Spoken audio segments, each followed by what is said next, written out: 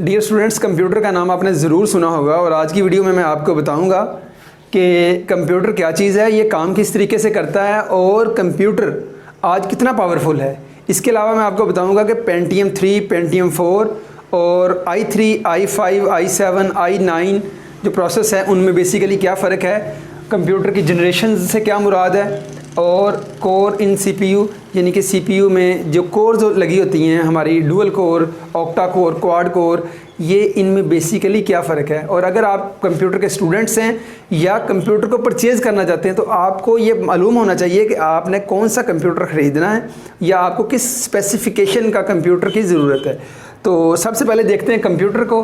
Computer एक ऐसी electronic machine है जिसकी मदद से हम प्रॉब्लम सॉल्व कर सकते हैं, जिसको हम इंस्ट्रक्शंस दे सकते हैं। तो आप कह लें कि कंप्यूटर एक ऐसी प्रॉब्लम सॉल्विंग मशीन है जिसकी मदद से हम अपनी प्रॉब्लम्स को सॉल्व कर सकते हैं।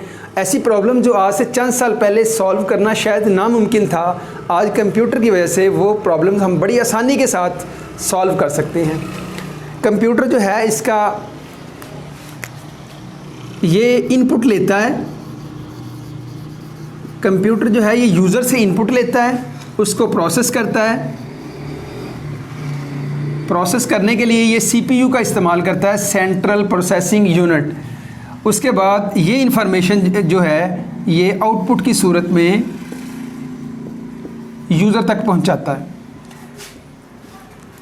ये था कंप्यूटर का काम करने का तरीका। ये इंफॉर्मेशन को, डेटे को लेता है, उसको इंफॉर्मेशन में बेसिकली तब्दील करता है। और आज कंप्यूटर बहुत पावरफुल है, उसका अंदाज़ा आप इस बात से लगा लें कि आज हर ऑर्गेनाइजेशन में, हर घर में, हर कॉलेज में, हर यूनिवर्सिटी में, हर लाइब्रेरी में, बल्कि हर पॉकेट में इसने अपनी जगह बना ली है।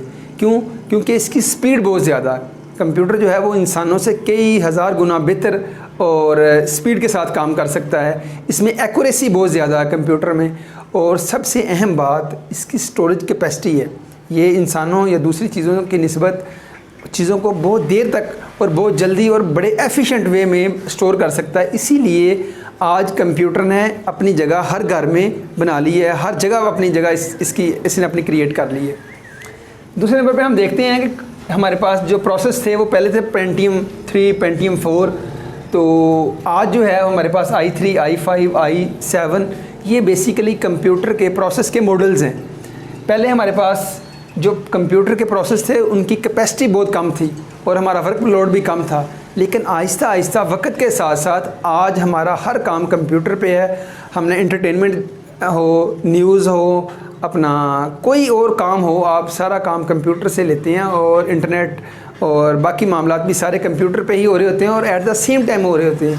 इसलिए जो पेंटियम 3, पेंटियम 4 और जो गेमिंग के लिए हम इस्तेमाल करते थे तो इनकी कैपेसिटी जो थी वो बहुत कम थी। इसमें अगर आपने कोई एक काम शुरू कर दिया तो दूसरा काम आप साथ में स्टार्ट नहीं कर सकते थे, तो जिससे कंप्यूटर की जो एफिशिएंसी है या उसकी स्पीड जो वो बहुत ज़्यादा मुतासर होती थी। इसलिए कंप्यूटर को मज़ीद एडवांस फॉर्म में बनाया गया, जिसमें i3 आया हमारे पास, इंटेल का i5, i7, i9। तो ये इस तरह सीरीज़ में हमारे पास मॉडल्स आते गए और मज़ीद इन मॉडल्स में बेहतरी लाने के लिए, इनमें जो है इनकी कैपेसिटी को बढ़ाने के लिए हम जनरेशन्स आती रही different. First generation i3 first generation, i3 second generation, third generation, fourth generation.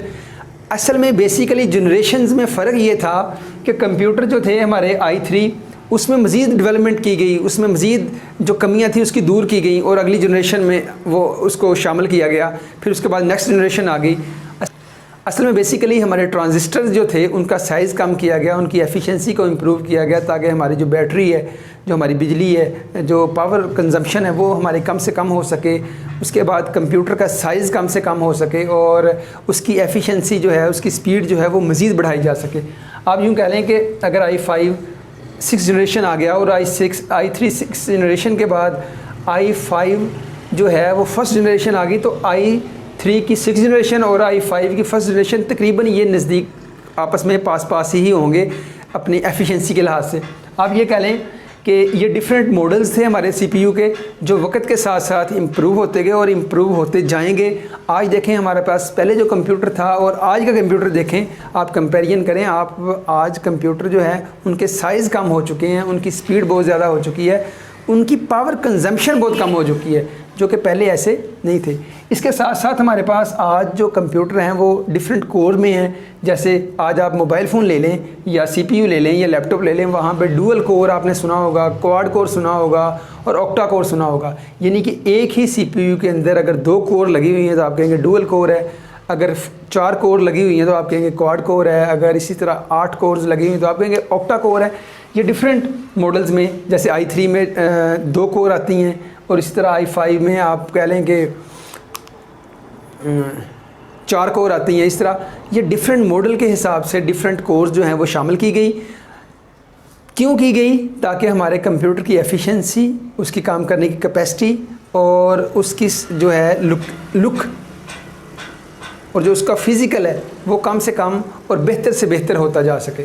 उम्मीद है कि आज की वीडियो आपको अच्छी लगी होगी। अगर अच्छी लगे तो ज़रूर इसको लाइक कीजिएगा। Thank you.